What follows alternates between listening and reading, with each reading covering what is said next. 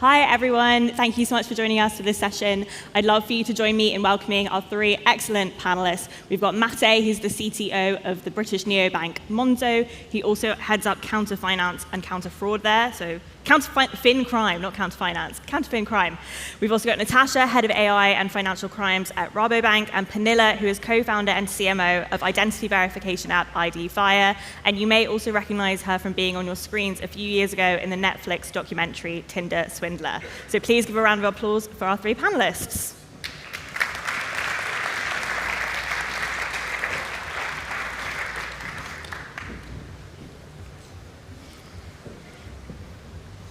Cool, thank you so much. So thank you for joining me. Over the next half hour or so, we're going to be exploring how AI has changed fraud, both in terms of detection and also execution, because we're living in a bit of a paradox where AI is making it easier to spot fraud, but also much, much easier to commit it.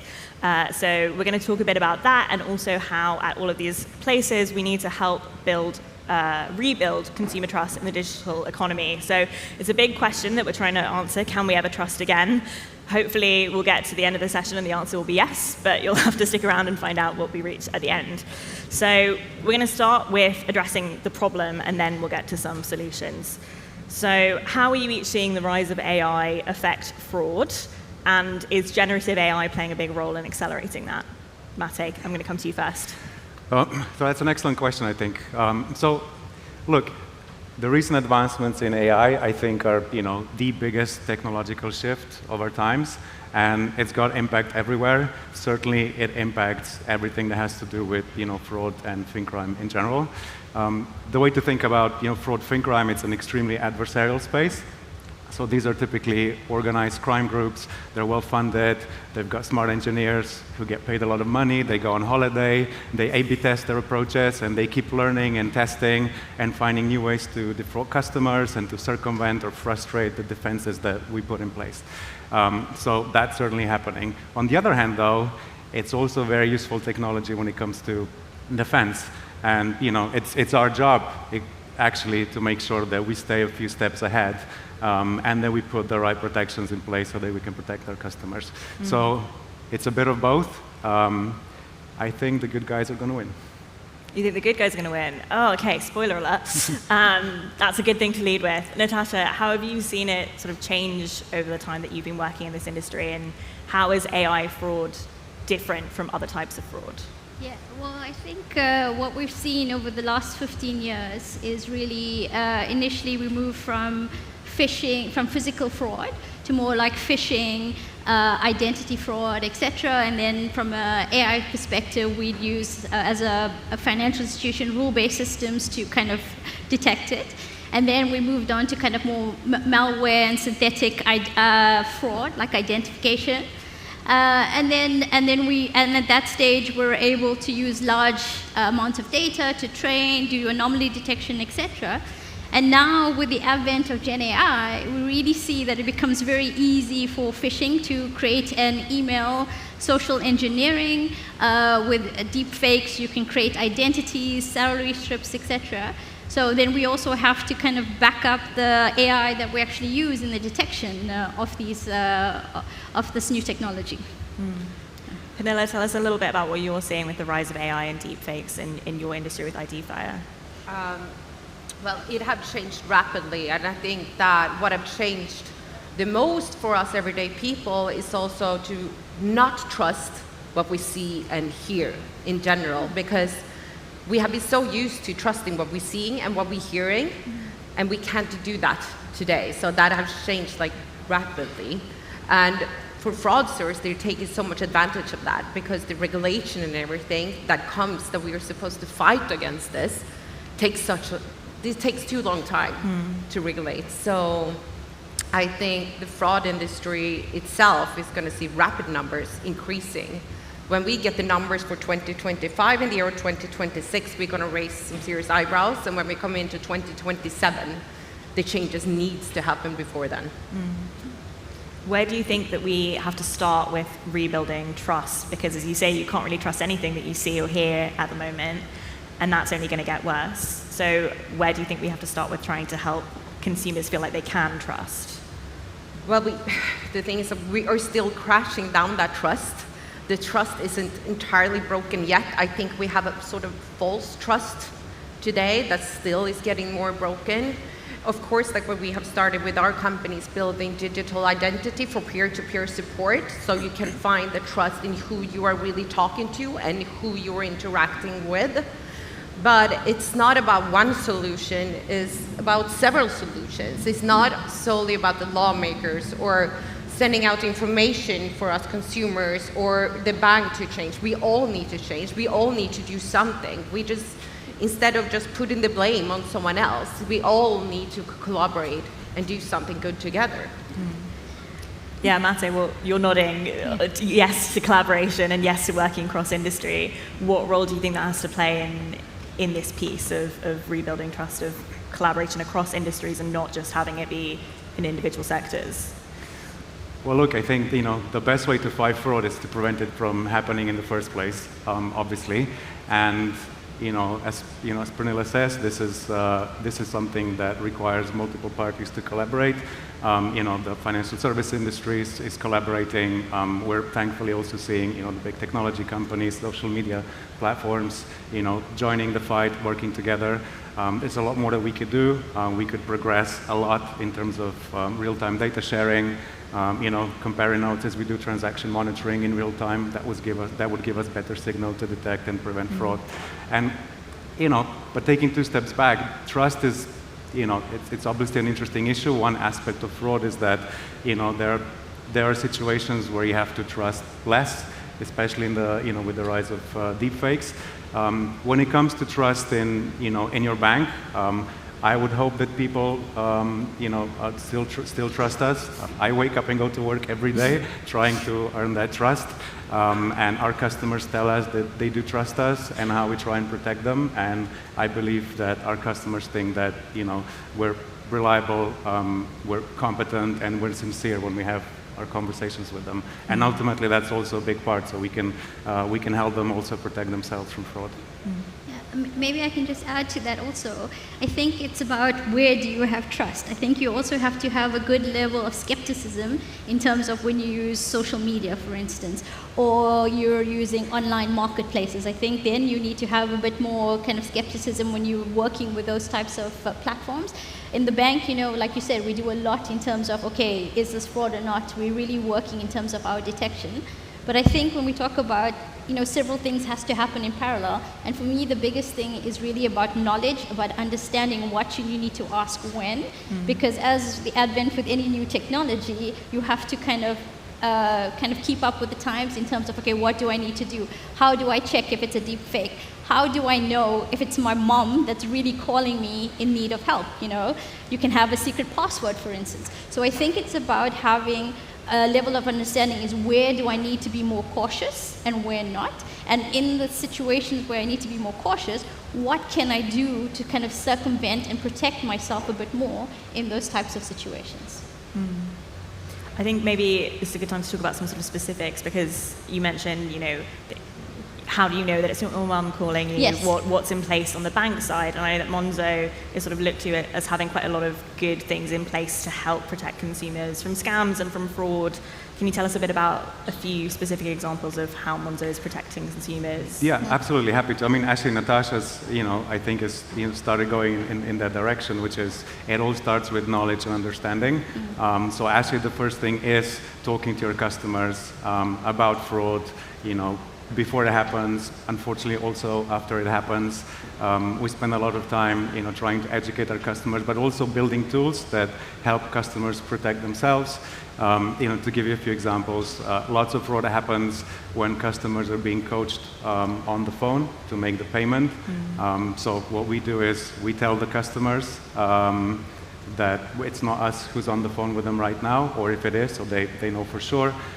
Or we allow them to set up protections like if I make a payment above a certain amount, a trusted person is going to have to confirm because they will probably know if I'm being defrauded or not. So things like that are obviously super helpful, and I think our customers find them useful.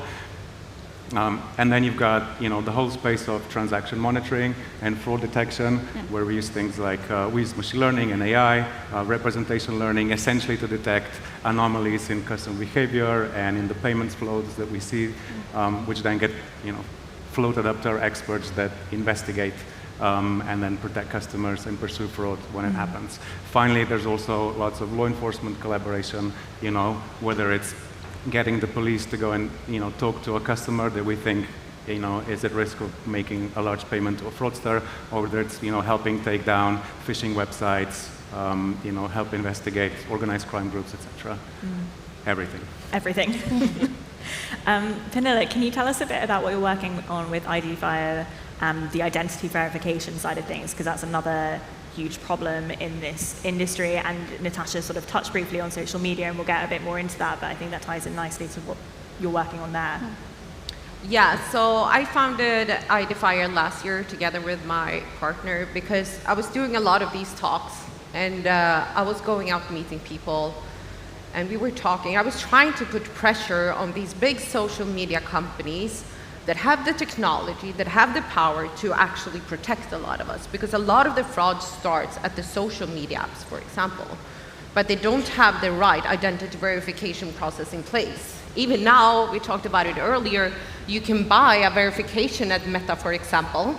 I think it is for 10 euros a month. You can buy a fake blue tick that says that it's supposed to claim that you are who you say you are. But the only thing is that I can download a deepfake identification card that goes through that process. So what is it really giving us? It's giving us nothing. And they are standing there proclaiming that they are trying everything they can do. Well, I was standing there on the side, and I was getting tired of waiting of it. So instead of waiting for them to do it, me and my partner decided, well, then I can do it. So I can sit here on the side and think that, okay, so I could do this. But Meta is claiming that they can't. It's because we need to get identity verification in order. We need to use it in the same way as we use two-factor identification. Because we are living in a technical revolution today, that everything happens so rapidly, and we need to start getting some trust. And I don't think we will ever get back to trusting the way we did. We need to trust in a different type of way in this new world that we are living in. What do you think that institutions, and I guess particularly financial institutions, don't understand or are missing about the experience of people who experience and are victims of fraud? I mean, with my experience and how I lived through fraud, it was definitely not about the money itself as well. It was an emotional abuse I lived through. So I think it is very crucial, especially for the banks, to treat these victims as emotional abused people.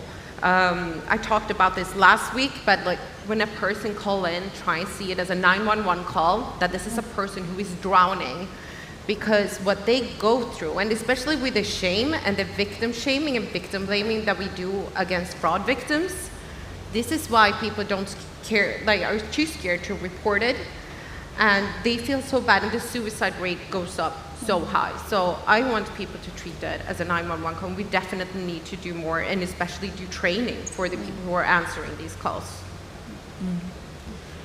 And this is a bit of a pivot, but Natasha, I want to ask you about sort of balancing fraud detection and the need for sophisticated fraud detection with like consumer rights and consumer privacy, and balancing those two. Yeah, so like within the banks, especially within the EU, we're highly regulated. So it's very specific what we can do, what sort of data we can use.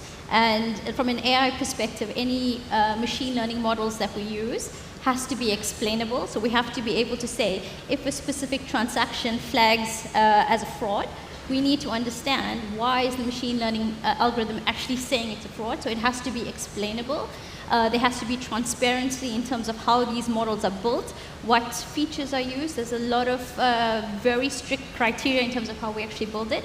And now, I don't know if you're aware, so we also have the EU AI Act that's in force, which also ensures that we test for bias, so that any models that's actually built within the EU, not just within our industry, actually does not discriminate against any population. So from a banking perspective, we are very strict in terms of how we build our model to understand exactly what's happening before anything is actually used in production that our customers actually face. Yeah. Let's stay on the EU AI Act for a little bit, because I feel like there's a lot there that's impacting startups and maybe people in the room that they maybe don't know about necessarily. What do you think is sort of the impact of this on startups that they should know about in terms of fraud and regulation? Yeah, so I think one of the key questions I get for a lot of startups is now with the EU AI Act, and we have to enforce ethical and responsible AI. I always get the question, but is this not stifling innovation? But from my perspective, innovation and being responsible is not mutually exclusive. I think if we think about ethical AI and responsible AI by design from the beginning, then you also include everybody in society. Your innovation will have much bigger impact, and when you scale, you don't have to retroactively try to adhere to it. So for me, actually being able to create something that services and benefits the whole of society already has a much bigger impact. You're nodding along, do you? Oh, absolutely. Look, I mean, AI regulation fundamentally exists to safeguard customers. Yeah. And if you think at applications of AI in banking, for example, there's a few, so-called high-risk classified systems. Credit decisioning is one. Yeah. Transaction monitoring from fraud and crime prevention is the other, because of the negative impact that you could cause if you were to deploy, say, bias models, for example. So regulation, from that point of view, is completely necessary. Completely spot on. It's not a case of innovate versus stay compliant. I think successful firms learn to do both. I think the thing to keep in mind with regulation is good regulation it's outcome driven and it's proportionate. So the higher the risk your use case carries, the more the more work you're going to need to put in place to demonstrate that you've addressed and assessed all the relevant risks. But not every use case is high risk. Yeah. So I think, have courage. Remember, in fraud, you've got organized crime groups who don't really care a lot about regulation, and they try out new things every day, and they move at tremendous pace. And actually, I think that's the key property that good firms have, is speed of iteration. We have to be both compliant with the regulation, safeguard customers, but also be able to ship new things, innovate all the time. To give you an example, at Monzo, on average, we would make about 300 deployments a day, for example. That's the pace of movement that you really need to stay ahead. Need to be at pace with the fraudsters to be able to keep up. Yeah. Yeah, I think for me, it's a bit of also a balancing act, because you always find fraudsters are always testing the system, as you said. They're always trying new things, and sometimes you're playing catch up. So for me, it's sort of a two-pronged approach. One is to catch up with what's already existing, but also to be forward-thinking in terms of if I was a fraudster, how would I use deepfakes, for instance? If I was a fraudster, how would I do that? And try to circumvent it from that point of view. So for me, it's important to look at the situation from both aspects, so that we actually find a balance going forward. How are you getting in the mind of a fraudster to stay ahead? Sorry? How are you getting in the mind of a fraudster to try and stay ahead? I don't know if I can say. No, it's really about looking at the technology. So what you want to do is look at what are the processes we have in place. So for instance, if you need to open a new account, what are the checks and balances are we doing? Are we doing biometrics? Are we doing facial recognition? So what are the processes we have?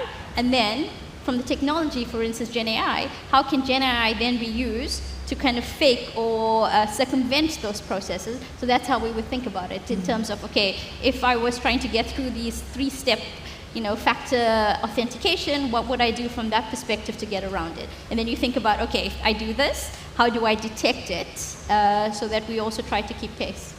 Yeah.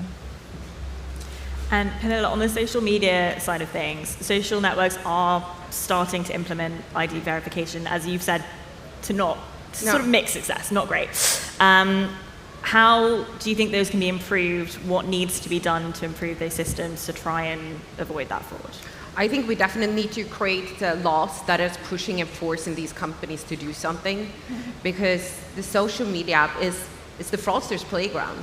I mean, I see the social media companies itself as part of the fraudster, because we have fraudster compounds. I think what we need to realize that these are not sometimes single people out there operating. These are human trafficked people forced into fraud compounds to sit and commit the fraud. So it's human trafficking. And a lot of these like investment scams and everything, these companies, they put in millions into Meta, for example. They put in millions in marketing to create these scams. So it's like a scam, it is scam companies. So Meta itself, for example, that's just one of the companies, are earning money on the fraud. We talked about this a little bit earlier, but I'm waiting for the day that someone would actually prosecute and do something. Because if you, in my eyes, if you're earning money on fraud, you are also committing it. So we definitely need to do laws that sort of change things up, and we need to keep the same phase as these fraudsters are doing, because the fraudsters are the quickest one to adapt new technology. Before, you needed to be an advanced like scammer to use the type of technology that we now, every person can use with just an easy prompt. So we need to use that type of technology to fight this problem. Otherwise, we are going to play catch up for the entire future. We need to act, and we need to do it now. I can actually give you some numbers on this. So if you look at the UK, so first off, the impact of fraud is both financial and it's emotional. In terms of financial impact, in the UK last year, I think the total amount stolen from customers was £1 billion. About half of that is authorized push payment fraud. So this is when fraudster convince customers that they should make a payment for one reason or the other. 70% of that originates from social media networks. From industry data in the UK. Typically, these are purchase scams, cheap tickets for your favorite rock band, but then the tickets never arrive. So that's when you need to use identity verification. Yeah. And it's definitely a big conversation. For context, in the UK, banks are actually required to reimburse customers in these cases.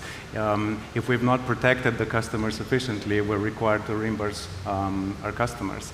And the social media platforms don't participate in that. But if we were to collaborate closer, we could be a lot stronger, because we're able to detect anomalous behavior and strange patterns in payment flows. But we pinpoint one of these fraudsters' accounts, and they've probably opened 20,000. Whereas social media networks then, having been given a couple of fraudulent accounts, probably have the ability to shut down the entire network very rapidly. And that's not really happening systemically, and we're working very hard to make sure that becomes the case. Yeah, what has your experience been trying to work with social media so far? And I guess how would you, other than it just being better, like what tangibly do you think can be done to improve that, for that collaboration to be better? Look, I will say there has been some progress. In the UK, there's a cross-industry group called Stop Scams. Folks like Google and Meta are collaborating. We're trying to work together on account takedowns and sharing data. It's all very early stages. I do believe the sharing of the reimbursement would be beneficial, just to make sure that the incentives are where they need to be. So they are trying. We all need to try harder. Yeah, I suppose for social media platforms, if they aren't having to be involved in the payout, there's no incentive or less incentive for them to be trying to take down as many, because they're not financially responsible for it. Yeah. So there needs to be that level of responsibility for both. Yeah. And I also want to mention, when the fraud happens on social media, it's not something as a bank you can detect. So it's really up to the social media platforms to really intervene. And this is where I think we need to kind of address it from multiple perspectives. One is, I think we definitely have to get the platforms involved to take responsibility. The other is also about user education, about what can you trust, what can't you trust, how do I check, how do I verify certain things. I think this is also very important as a user to be able to at least do your due diligence, let's say, when using these platforms.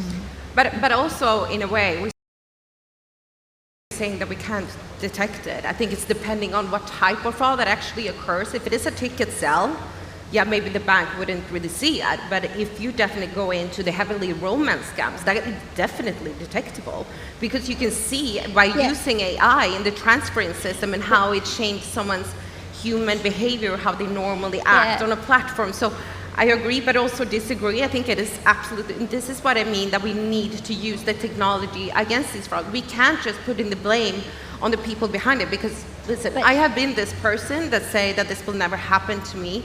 We all need to do something, but we can't just put the blame and say like, well, people need to do their due diligence better, or the banks need to change. Like I said before, we all need to do something, and I think it's quite important as a bank as well to take responsibility for the clients that we have in our bank. But maybe interestingly enough, this wasn't when I was at Rabobank, it was when I was at a different bank. Yeah. We actually are able to detect what we call love scams. Yeah. And we would call up customers to say, I'm sorry, but we really think this is actually what's happening. More than 60% of customers do not believe us. Yeah.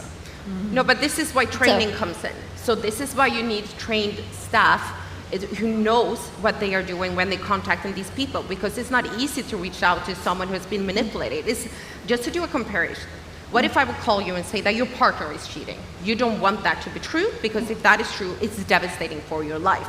So you need to be a trained person who know what you are doing. So training staff, I think it is absolutely crucial for the banks as well, even for the one doing the compliance contacting, but also for the people who are calling in, so they know who they're answering to. So even if you said, well, they don't believe us, well, we have to give it a try, because these are humans. And we have to do it the right way. We can't just call up and just say, hey, you get in front, oh, you don't believe us, thank you, bye. It's not really realistic how people react. But I think all our analysts are very well trained in terms of how to do it. They go through an entire process, also in terms of the psychology of fraud. So there's a lot of training that happens before a customer actually gets called when we think they're getting scamming. And unfortunately, I just think if it's 60% that doesn't go through, I think we have to look in and do more and do better to protect people as well. But that's just what I mean, it's good that we are doing, but I just think that we need to do more. We can't just sit back and say, well, we're doing our part, so it's someone else's problem. We all need to do more.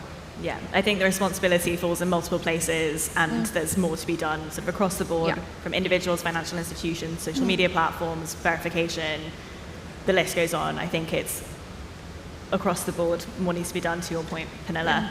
I'm conscious of time, so I want to end by asking, coming back to your spoiler alert of the question at the beginning, but if we were to look, let's say 5 years ahead, I'm going to ask you to gaze into your crystal balls.